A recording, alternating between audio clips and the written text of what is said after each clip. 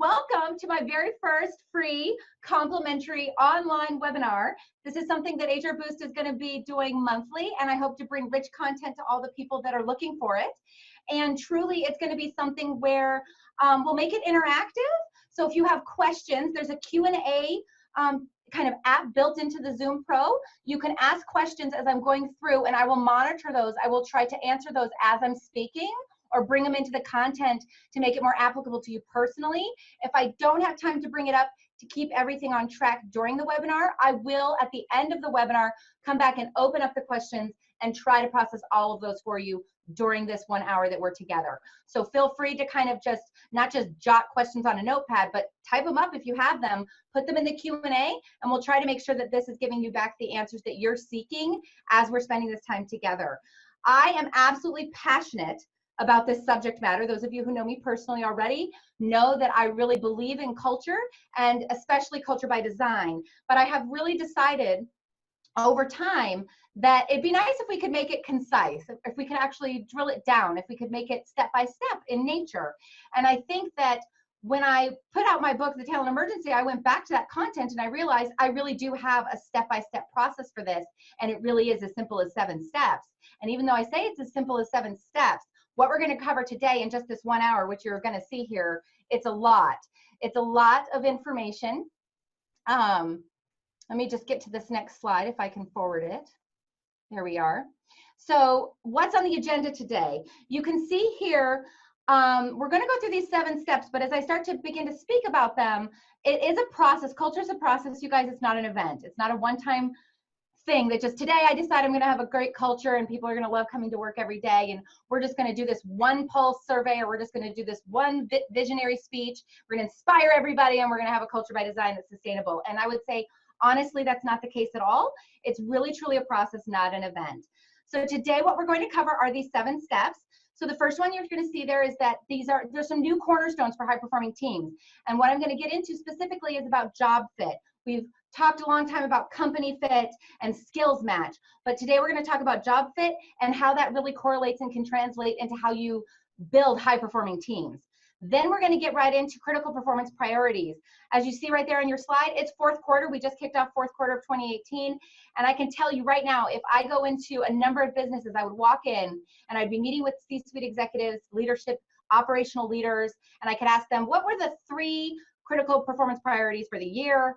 And if I gave it to one leader or another leader, they may not be on the same page. And that happens every day in my business and what I do. And so I want to kind of reiterate and review step 2, and we'll go into what that looks like. You can see there's step 3, which it says step 2 on the slide. I apologize for that, but it's actually step 3, which is evaluate culture as is and by default. And we'll talk about why that's important, why baselines are important, and really how you ask people. As much as we ask people questions all day long and ask them how they feel, are you getting an honest answer, first of all? And secondly, what you do with what you hear really matters. And so we're going to talk about that.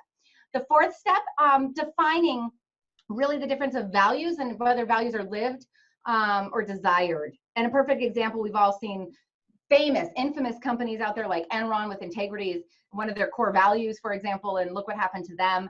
And most people, when I walk into a business, if I could ask them what the core values are of the business that they're serving, it might be on the wall, but the question is, could they recite it out their mouth on the spot? Do the people really live it? Do they embody it? And the only way for people to live those core values, they cannot come from the top down. They really have to have a handprint on it. We're going to talk about that process and how that's done. Step 5 is developing the culture invitation. And really, it's as simple as we've all been invited to a party. And the question is, do you want to go to the party? Are you going to bring your friends? Are you going to come and bring appetizers and your generosity and linger and stay a while? And really, when you think about the opportunity of a culture invitation in the business environment, it's that simple. Do we want to come? Do we want to stay? Do we want to bring our friends? And if the answer is that cut and dry for you, hopefully you can adopt a little bit about what I'm going to say about the invitation and how it applies to your business. Step 6, we're going to reinforce it, because anything that's important must be done again and again. And it must be credible. It must be reinforced to the point that we believe it, and that it's not just lip service or, you know, the favorite flavor of the month, as we call it. So we're going to go through kind of the critical questions as a business leader that you need to be asking yourself right now. And it's okay if you don't know the answers to the questions. The bottom line is that you're here right now and that you want to know what those questions are so that you can start to have kind of good culture conversations around those questions. And really everything about culture is a two-way process. It's not a top-down initiative. And so it's okay if we don't know the answers, but we want to start the conversations. And then step 7 is really about measuring it again and again and again. And we're going to talk a little bit about what those leading indicators are for culture by design, and what are the pillars of high performing companies, and what are we going to do to make sure that you're measuring the right things going forward as you create maybe a dashboard for yourself or indicators that keep you feeling the heartbeat of your business. So that's what we're going to cover in this next hour. I hope you guys are geared up and ready to go with me. Let's get going to the next slide. So what we're going to begin with, and I have some notes here in front of me, so I might look down occasionally. I want to make sure I cover everything for you. You'll see here, I put up here the old framework. So the old framework, when it came to job fit, was really just, we have people over here and we're going to say they have a good positive attitude, and someone like Nicole's vibrant and has good energy. We think she'd be great at the front desk, so let's hire her to answer the phones. She may not have any experience, but hey, we can teach her. And that's the philosophy there of hiring for attitude, let's say, versus the other opposite of the old framework, which was, wow, this girl's worked at the front desk for 20 years. She knows how to organize and to file things, and she knows how to greet people. She'll get it done. She's kind of curt around the edges and a little rough, kind of like I'm talking right now, telling you what to do, right? But she could be nice. We could incentivize her to have a smile and help her get the attitude that we want, but we know she has the skills. And the idea is that people are always making this assessment on talent, right? The person's coming to join you in a job that you're hiring for your business, and they either had to have the attitude or the skills. And really, ideally, the top tier 1 candidates would have both, right? They show up with the skills and they show up with the attitude. But when you look at this, that's the old framework. Today, there's a new framework, and it really has to do with assessments. There's been so much studies and a lot of new psychometric instruments that have evolved in the mid-1990s that really allow us to understand that there's a third part of this. It's not just attitude, and it's not just skills. It's really about behavior, and the behavior that comes up here in terms of, if you think of our cognitive, our IQ. And when you think of the IQ, the bottom line is you either have it or you don't. And many of us can think about examples where we worked with other people in work situations, or even in our personal relationships, or even as parents. If you're fortunate to be a parent, you know that children come and you think that you have some big, strong control over who they become, but then they come out and it's like, hi, mom and dad, it's nice to meet you, this is me. And really at a young age in life, each of us have our cognitive frameworks really dialed in. And the bottom line is that's a measure of our IQ, our cognitive ability. Why does that relate to the business environment? Well, the bottom line is if the parachute opens or doesn't, you'd want to know that it does. And you'd also want to know if the parachute opens or doesn't when it comes to particular skills, critical factors for performance on the job. And these kind of cognitive abilities speak to direct behaviors and how they're played out in work and how we go about our work. Simple things that you think of like leading, planning, thinking, speaking, communicating, innovating, being creative, thinking out of the box. All of those things that I just rattled off, those are actual cognitive abilities. And some people are actually hardwired to do them more naturally than others. And some of them would feel very uncomfortable to a person. And some people may, for example, be way more spontaneous and innovative, which means that they can't be necessarily the diligent planners that you're asking them to go and execute a plan on. If really they're hardwired to be creative individuals. And what happens is if we go just based on attitude and skills, we're dropping people into roles and asking them to change. And we're doing weakness fixing versus strengths-based leadership. And when we think about what that means, it means if you could actually help somebody understand their strengths, there's this generic interview question where we go out and we ask people, tell me about your strengths. And I can tell you, even for myself, I wouldn't have been able to answer that question probably until I was in my mid-30s.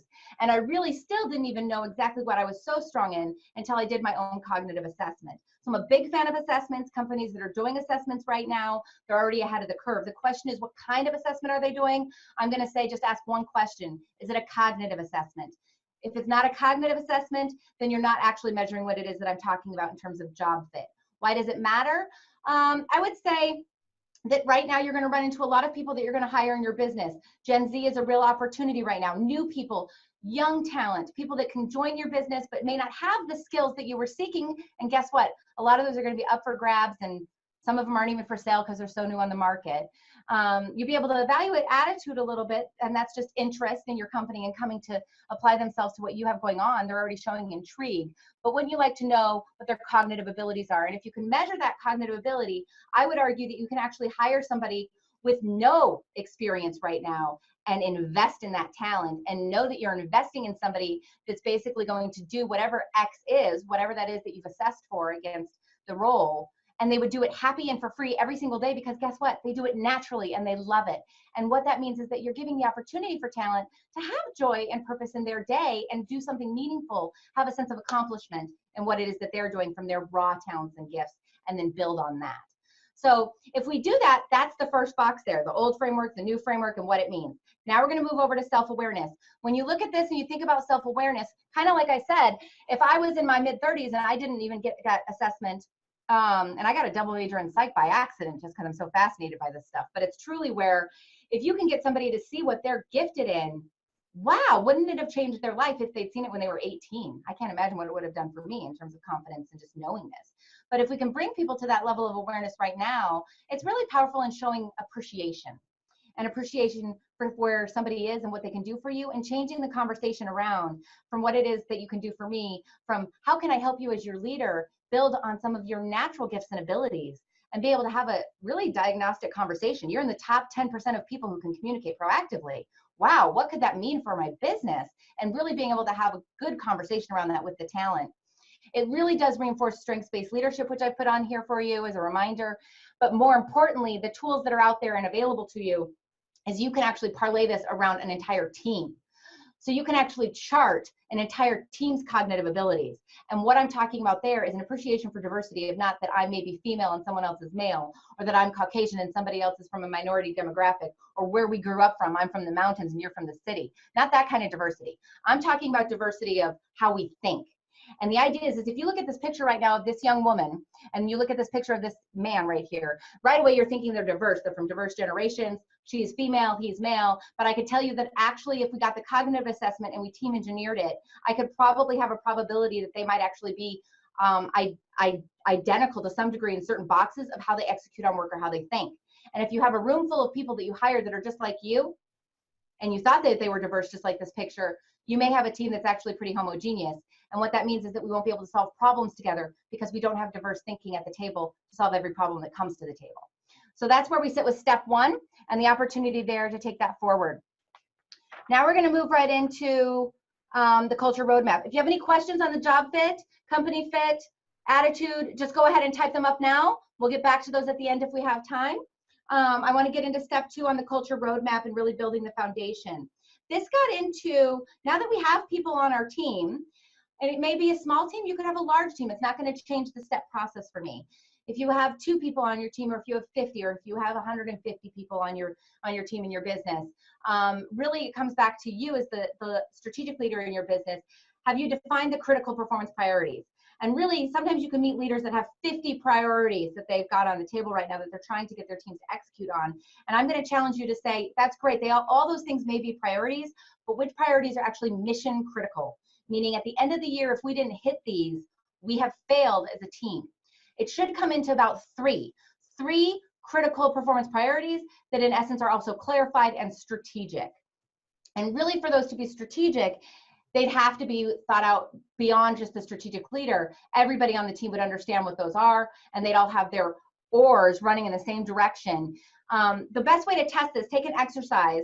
Just write down for yourself right now, jot on a piece of paper, your 1, 2, 3 critical performance priorities that you think are executing for your team. It's Q4, you should know what they are, and hopefully at the end of this 4th quarter, you're already measuring against if we hit it out of the park or not. Some of you might be running on a fiscal calendar year, but really if you think about it generically, just from a calendar year basis, you're in 4th quarter, you hopefully define these in January for your kickoff, and you actually are coming back and measuring them on a more frequent basis, not just at year end.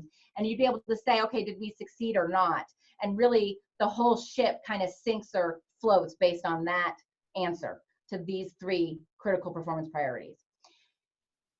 If you take that exercise, now you've hopefully jotted down just your 3 like I kind of mentioned, take that piece of paper back to your next team meeting And I want you to just kind of have everybody do the same, kind of pitch out, open your meeting, say, hey guys, we're in the fourth quarter. I want to make sure that we're all on the same page. I'd like you to jot down just real quick what you think the 3 strategic priorities are for our business that we're focused on, that we've been focused on all year, and that we want to come in and see how we've been doing, and just have the team jot them down. And then have them pass all the papers to you. And if you have everybody say the same thing, kudos to you. That means you're an effective communicator. You've been on it. You've been reinforcing it already. And your messaging has been effective and clear.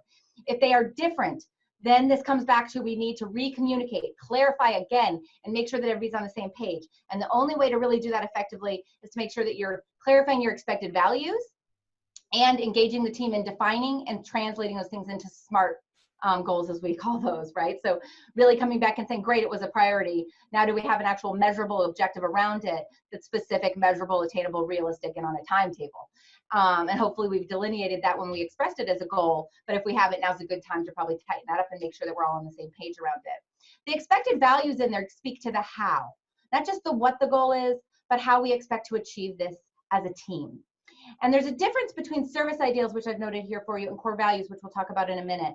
But expected values are really top down. It really is from whoever the founder is of the business. It was their brand promise. It truly is expressed as something that should live in the business, and they're making judgment calls on it in terms of performance every day, and also pitching it, if you will, in terms of what their brand promise is to the clients or the customers they serve. And if you can delineate what that messaging is, what those service ideals are, the more clear those are for your workforce, the more they can see them from day one and say, yes, this is something I want to be part of. I believe in that service ideal as well, and I want to be party to that.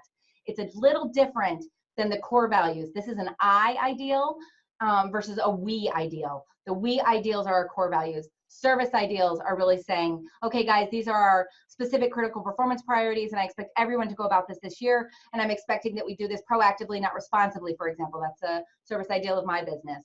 Or that we're expecting that every transactional thing that happens here is transformational in the end. Another service ideal for my business is an example. But you're going to have these things as service ideals versus core values. That's the foundation, you guys. It's actually just the first piece, the concrete, if you will, of the house that you're going to build in order to lead to a culture by design. It's getting people on the same page about what it is that's mission critical and what we're trying to do here right now. It's a shifting thing, obviously. Targets change year to year. Step 3.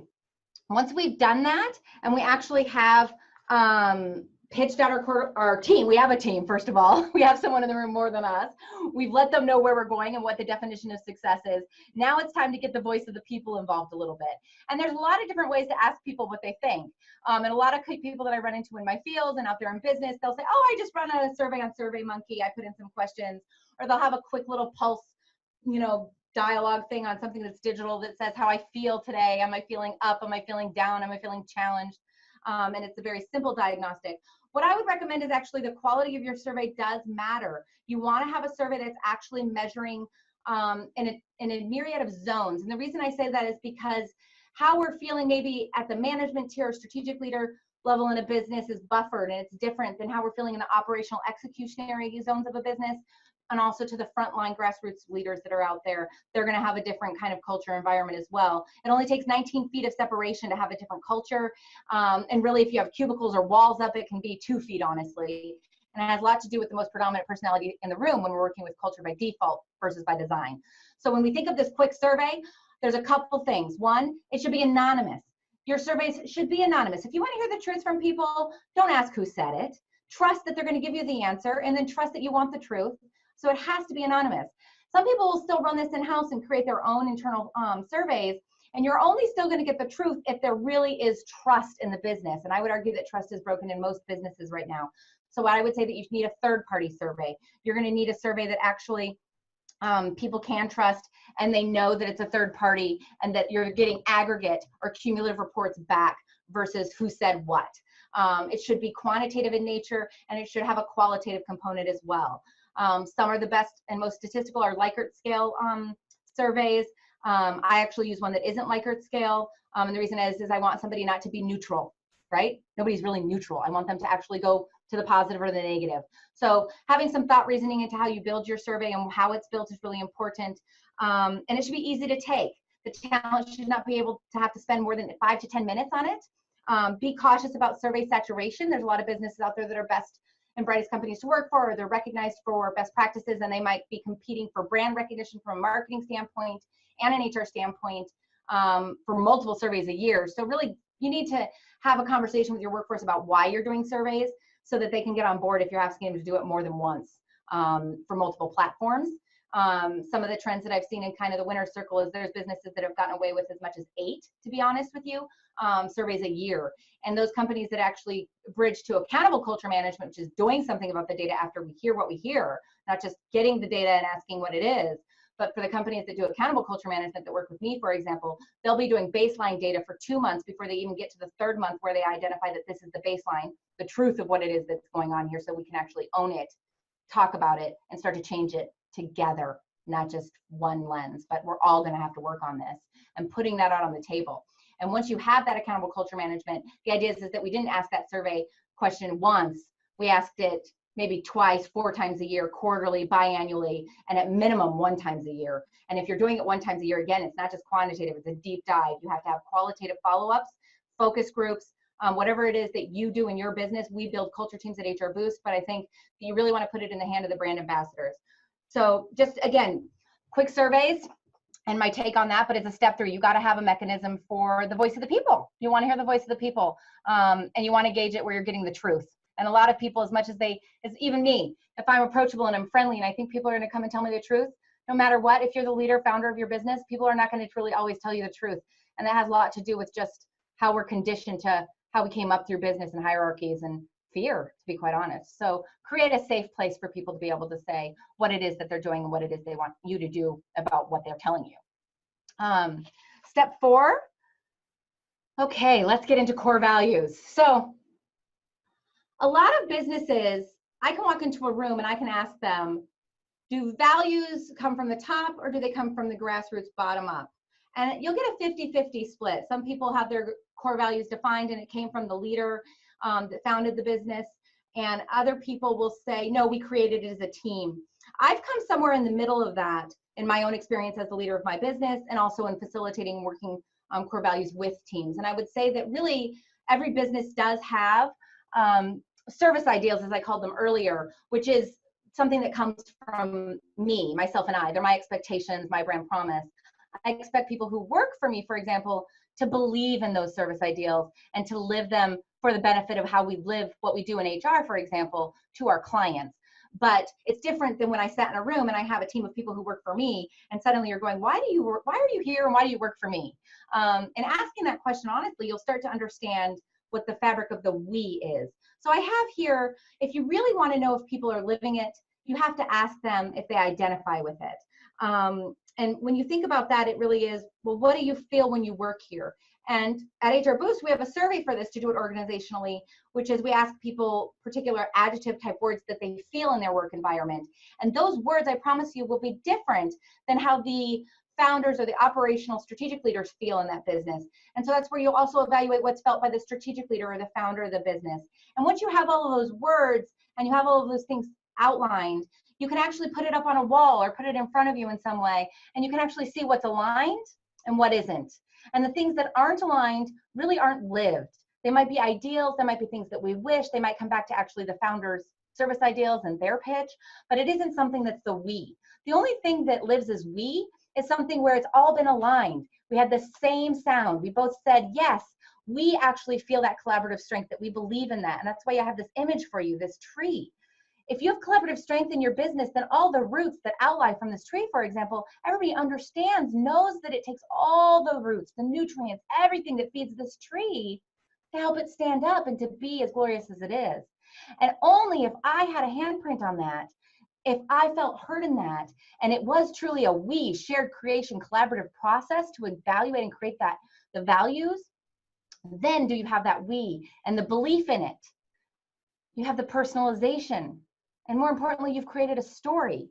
So for example, in my business, when we have a new person join, I can actually tell them that we did this here at my business and that I have something in my wall actually behind me that tells them what the people said, why they work here, and what they believe. And it becomes a story. And then you can take it forward and tell the story in everything that you're doing. So people feel part of that story and they want to be part of that. So defining your values cannot happen in a vacuum. It has to be recreated.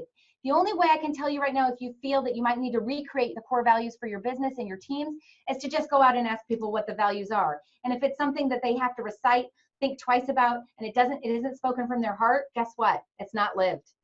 And that's where you might need to come back and reshape your values and create something powerful that your people had a handprint on. So that's step 4. Next, we're going to get into developing the culture invitation. Okay, guys, woo! So we just processed step 1 through 4. Are you with me? Step 1 through 4. If you have done that as a leader, if you have really done step 1 through step 4, now I can tell you that you are actually ready for developing your culture invitation. It is hard to create an authentic invitation for people to come and join your party if you have not done the work of step 1 through step 4, which is bringing people together as a we, having that team, putting them in the right place, the right seats at the right time, and they have purpose. They've got joy. They know what they're doing every day. They know what we're doing as a team and where we're going. And then ultimately what we believe in and how we do it around here, they had a handprint on that and they believe that too. Now we can have an invitation to invite more to the party. What does that mean? It means that we've actually parlayed to them our vision. And you can see I'm inspired by my vision. The question is, if I give you my vision statement, does it inspire you? And does it inspire you every single day as the leader of your business? I hope it does, because trust me, you got to love what you do every day. And if you're loving what you do every day, then the people around you are going to love it too. And hopefully that vision statement that you throw out to them inspires them. For example, at HR Boost, our vision is to bring joy and purpose to people through their work. If somebody comes to work for me, I would tell them any day they're out there servicing the CEOs that we serve or the businesses that serve those people, if they're not instilling joy and purpose through their work, then they're not living our vision. It's that simple. And hopefully when they're challenged, when they're dealing with the rough stuff, we all deal with rough stuff, challenges, hopefully they can say the vision of themselves again, and it inspires them to go forward, to commit, and to really see it through. It is the ideal. 2, your purpose, your why. This is really something where a lot of people have said, yeah, this is why we do what we do here at our business, but something's really changed. We've gone through a paradigm shift in the last few years, and talent really wants to see why you do what you do. And it has to speak beyond just the what. And a lot of people's business statements right now for their mission, their purpose, does not express their why. And so I would say enhance your purpose statement to include your why. And hopefully it's something that's transcendent. It speaks to something going on in the greater good, beyond the walls of this room, beyond the walls of this business, that ultimately I feel like I'm doing something for the greater good. And if I can connect my business purpose to something for the greater good, well, then we've done a good job of hopefully creating something that speaks to the transcendent organizational purpose. Try to do everything you can to get it deeper. Some people will say, Nicole, I can't get my purpose to be deep. It's something that, we're bricklayers, we build houses, nobody cares. We build houses. I would say, no, the bricklayer who actually slaps the mortar on the brick every single day, slaps the mortar on the brick, he may be thinking that he's just doing that, but no, he's building a wall. And that wall is part of this house that's going to hold it up. And that house is in this community, on this street. And it's part of what makes people's lives rich, secure, stable, and sheltered. That's how you build the why into it. You've got to get to that why deeper so that the people that work for you, no matter where they are in your business, can attach to it, feel party to it. That's how you get out to the roots of your tree. Next, your mission. Yes, what we do, hopefully it's clear. We know what we do, and that's our mission. It's what we do. Now you need to get deeper into that. How we do it, that service ideal. Again, that's that expected values, your expectations as a leader versus maybe the we. Come back to those true expectations. If you're the leader that defined them well, it's your intolerables. Are they expressed? Next, your shared beliefs defined. Shared beliefs, not the I belief, the shared beliefs.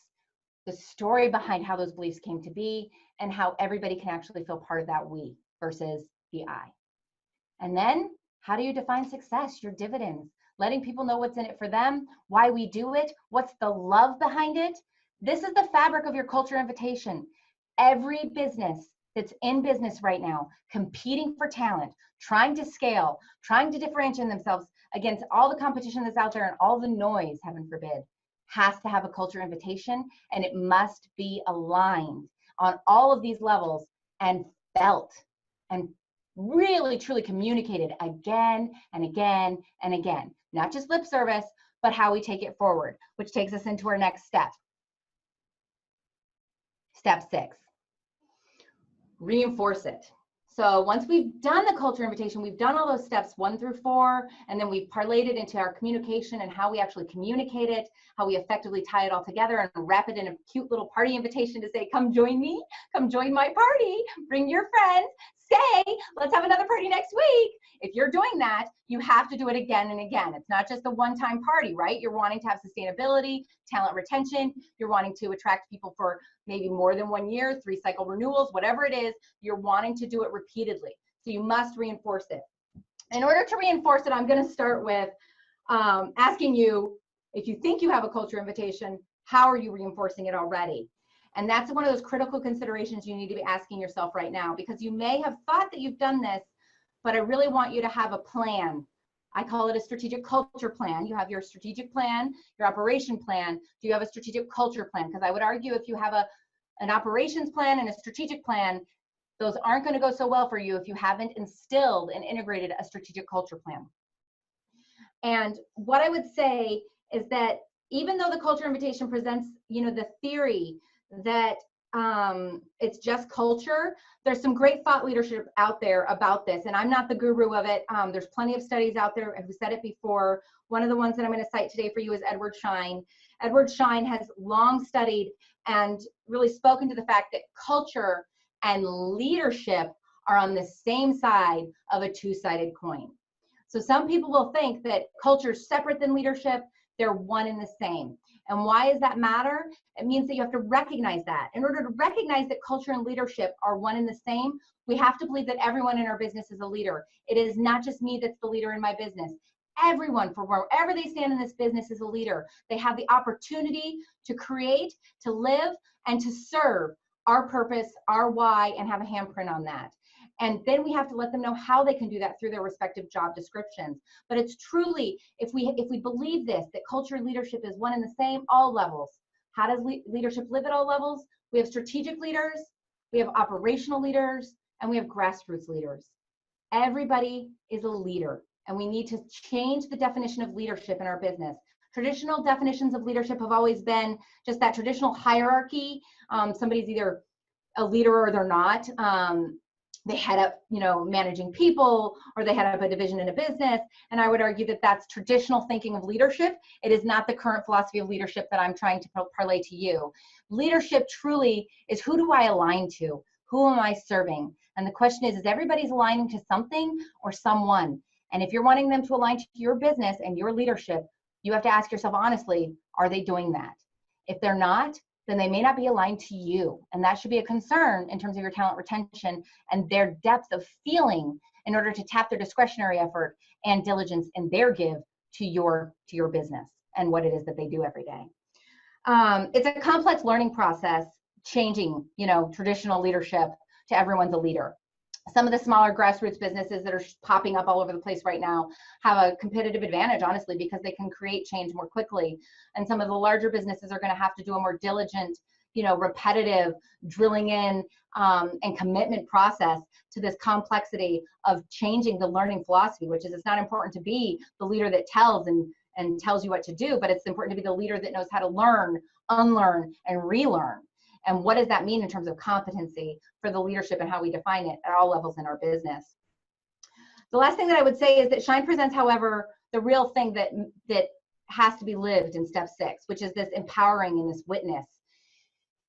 The thing that lives within leadership, if you'll know that leadership is living in your business at all levels, when the culture, what we say it is that we do and how we do it here, when there's some adaptation to that in practice, and when it's witnessed by peers or people that are on the front lines of your business and they see something that doesn't really speak to the values, it's something different, it's been maladapted. It is the function of leadership to do something about that, to see it, to witness it, to feel empowered, to know that they play a hand in culture, not just one person over there, one person in the office in the corner, but me, I play a role in that too from where I stand.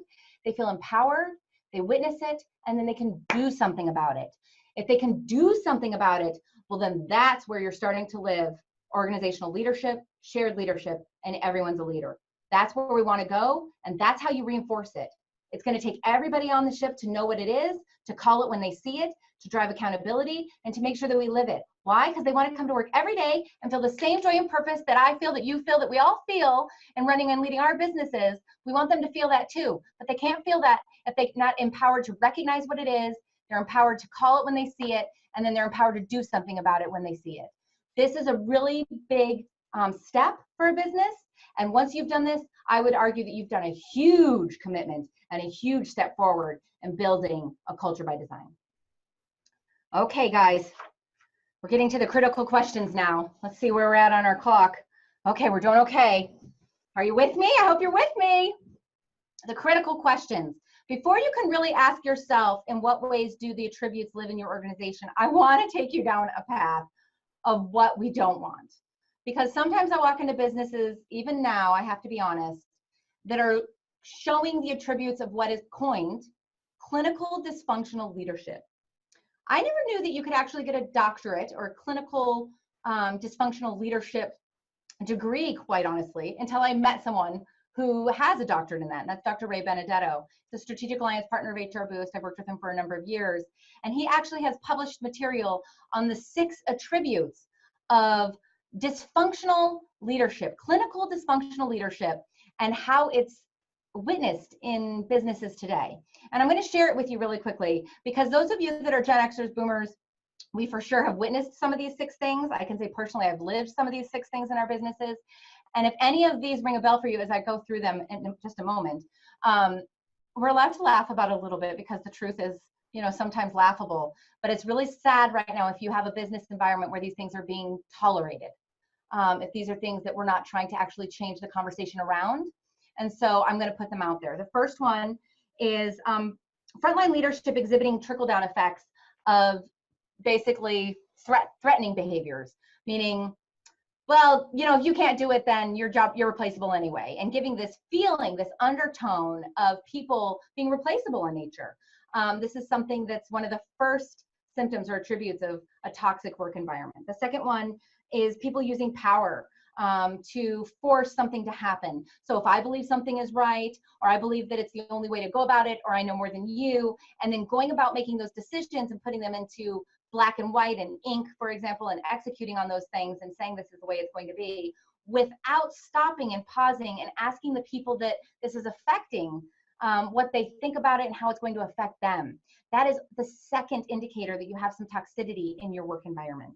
The third one is the coercive pace setting, where leadership styles are visibly narcissistic, passive aggressive, backstabbing, water cooler behavior, cliques, many silo kind of subcultures within the culture, not an overall we. This is the third component of toxicity in a work environment. It's the opposite of a culture by design, you guys. This is culture by default that I'm speaking to. And again, these are all things that lead to, believe it or not, clinical dysfunctional leadership. The fourth one, employees come to work every day and they just hunker down, right? They come in, they might not even say hi to you as they walk by you. They go straight to their desk, and they're living at their desk, and they're just going to get their work done. And they're going to get their work done. Why? Because they're just trying to survive the day, and they just want to get their paycheck and go back home. If you have that kind of thing going on in your business, that is the probably most predominant one out there that I see. I call it complacency. It's going to hurt productivity, innovation, and the ability for a business ever to be high performing. And it's really going to have a trickle down effect in terms of productivity, where people won't be necessarily leaving your business, but kind of staying in your business and not being productive, which is even worse. We call that presenteeism. The fifth one, we talked a little bit about this already, but the fifth indicator is that there's no aspirational purpose that inspires the people to be here, to do their best every day and to give more. That's the fifth indicator that you have a toxic environment. The sixth one is senior leaders perceiving people as dispensable, that plug and play asset perspective, where people are assets. And if you ask any accountants out there, to ask them to define an asset for you, it's, you can buy, replace it. And I would argue that people really, truly, as much as we like to say they're assets, are they really? Maybe not, especially in some of your fields where they're learned professions and we can't create the talent fast enough for our demand. And so when you think about that, it's not looking at talent as it should be, which is that it's human capital to build an enterprise upon. And so know right away if you're floating in the land of culture by default. If you have any of those 6 things present in your current work environment, then we're on the beginning of really something that is a paradigm shift. And I can say that, you know, these are things that I didn't know were clinical dysfunctional leadership myself until I sat across a doctor of it. And when he rattled these things off to me, you can ask Dr. Ray, if you ever have the opportunity and pleasure to meet him. I said, well, gosh, I've worked with that, but I didn't realize that the person that I was working for was clinically dysfunctional in their leadership style. And honestly, I can say I loved some of those people and cared for them and tried to do my best in working for them. And so it's really something to become cognitively aware of and to do something about it. What do we do about it? We own that it exists. And then we talk a little bit about the opposite, which is on your slide. What are the attributes that need to live in your organization to have a culture by design? So you have these 3 little question marks on your slide here. This first one, transformational leadership or emotionally intelligent leadership, this is about leadership again. So when you think about leadership, we want it to be shared. We want the development of leaders and the readiness of the ability of the competencies of the people that we say are operational leaders, meaning that they're responsible for motivating and coaching teams and building teams. They have to have readiness for change, and they must practice appreciative inquiry. I would say even they have to have generational agility right now. This is something that I'm big on, in making sure that everybody is practicing that appreciation across the generations and not doing one size fits all, but really adapting to the talent that's before them. So that's transformational leadership. And a lot of businesses are starting to understand that their leaders matter. They have to be managers of choice. And really, are we teaching them? Is it something we're teaching them, how to be transformational leaders in the business and emotionally intelligent? EQ is what builds on job fit. We talked about job fit on step 1. It's your IQ. Everything we do for the rest of our lives that we can continue and grow and evolve in, that's EQ. That's emotionally intelligent leadership. And it's how we bridge our style to the persons before us and the team beyond us. And so that's the second component there, and really building leaders to understand these 2 things. The next one here, does this live in your business? This one is really about knowledge, how knowledge lives in your business. A lot of businesses that are fast growing, that come up quickly, knowledge is in people's heads. It's tacit. It's not something that's expressed, and it's not something that's repeatable or referenceable. And when we think about that, what do? We have to get it out of people's heads. That's the culture shift, when we want people to actually share what they know and feel okay with that and not feel like you're going to walk them out the door after they taught everybody. And that's probably one of the #1 things facing every business that has boomers, senior leadership, competency out the door, experts in what they do. And we want them to teach suddenly. We want them to grow new mentoring relationships with new talent that's coming in. Some people will do that if their cognitive job fit is aligned to their abilities, and other people, they may not know how to even begin. And so when it comes to knowledge, we have to live transparency and collaboration. And collaboration truly is that shared creation, something that you and we create together, not just something where we talk to each other and I got your input. No, it means we sat down and we really created something together. So that shared creation, and then transparency around it, and comfort in sharing and creating those learning environments. It's going to be one of those critical factors for creating culture by design as we move through this shift of talent right now, and needing businesses to have expeditious learning in order to make their talent versus buy their talent. The third component is mindfulness and teamwork. And this lives in terms of execution. We can talk about this all day long, you guys, but if we don't get it done, what good is it? We don't get the ROI. And so when we think about execution, in order for these things to really just be talked about but lived, we have to ask ourselves, really, do the people execute on it, bring it into their practice as they're getting it done, with mindfulness and presence and teamwork, the spirit of teamwork. And what teamwork is at our business is really those core values. We must say that those core values is how we do things here. And then we have to reinforce that, and not from a top-down way of, I reward core values and reinforce it that way, but from a peer standpoint. In my business, I actually allocate dollars to my team members. They actually can give dollar rewards whenever they see the core values lived. You need to reinforce it to the place that they're living it and their leaders. And because honestly, once your business is bigger than you can't see everything that's going on in your business, and people need to be empowered to reinforce the good things that you want them to be reinforcing. And that comes back to teamwork and mindfulness. So these are the critical questions that we need to be asking ourselves. And really saying, in what ways are we doing this in our business today? Do any of these components in the 3 buckets of leadership, knowledge, and execution, are we living these things? Are we building these things, reinforcing these things? And have we put a fabric in place so that our our talent knows that it's what we're about, and how can we further embrace it and reinforce it so that they own it versus you as the leader just speaking about it. All of those questions are questions that are critical right now in your business, and asking yourself these questions and coming up with answers, solutions, and plans around it is really where you need to go. And honestly, it can't just be all on your shoulders, right? It really is the we again, and bringing that conversation to teams or focus groups or people that you feel are operationally competent to take it forward, and maybe a cross representation of your workforce, getting people that are senior, new, old, young, whatever it is, different verticals of business, customer facing, internal facing, getting all those voices and getting something going where actually they can create the solutions around it, pitch it to leadership, and then the leaders just that have budget allocations are just sponsors, really.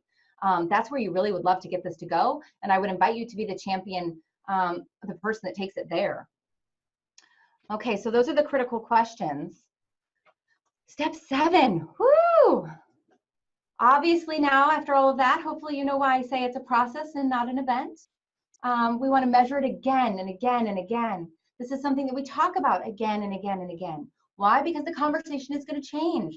The culture is going to shift and potentially be adaptive or potentially exposed to change every time you hire a new person, every time somebody leaves, every time you have a new revenue stream, every time you shift your strategy to grow and scale.